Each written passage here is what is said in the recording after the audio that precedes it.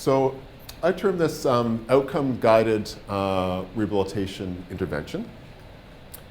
Can everybody see this okay? Yeah? Okay.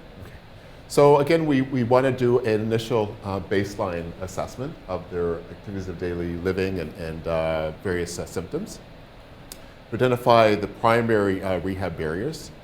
And I don't know how often it is, for example, that even 2 years later, I'm the first one discovering that the person has significant dizziness and recognizing that the individual is saying that it's such a significant rehab barrier that it's preventing them from doing certain home maintenance, for example, or getting involved in certain exercise or certain recreational activities, sports, for example. And I'm the first one at 2 years referring them to an ear, nose, throat specialist to be diagnosed and to a vestibular rehab and balance specialist, when that's crazy because these are some of the most effective treatment tools we have.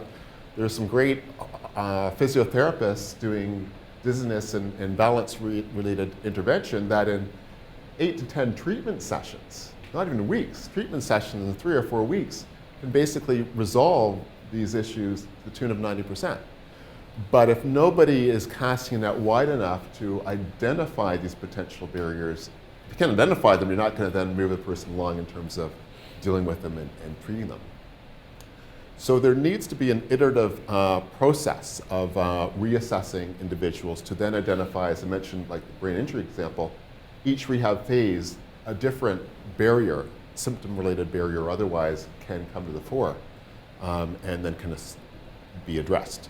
So basically there are these iterative loops. At some point, the person might need psychological intervention, the first level of it. The second level might be psychological intervention, but now it's more behavioral rather than just in office, learning more coping strategies around pain management, for example, or things like Mick Sullivan's PGAP program, Progressive Goal Attainment Program, which is basically a very structured behavioral program.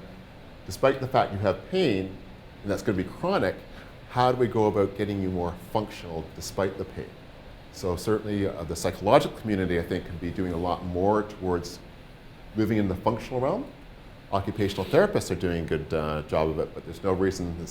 Mick Sullivan's a psychologist from Miguel who developed this program, and too few of us are following up on some of these behavioral programs that can take people further.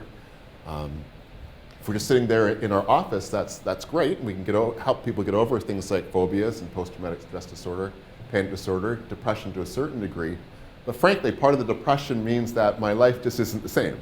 I'm not engaged, it's not meaningful. No matter how much psychotherapy you're doing with the person, there's a certain level there that you're really not typically going to be able to overcome until the person's life is engaging, maybe differently, but in a meaningful way enough to sustain them emotionally.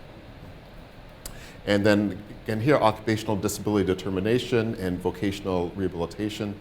Occupational disability determination, when we know that plateau is either there or we know that it will occur well short of a person's activity of daily living demands from before, well short of the person's vocational demands before, where that means we need to steer them that direction sooner rather than later.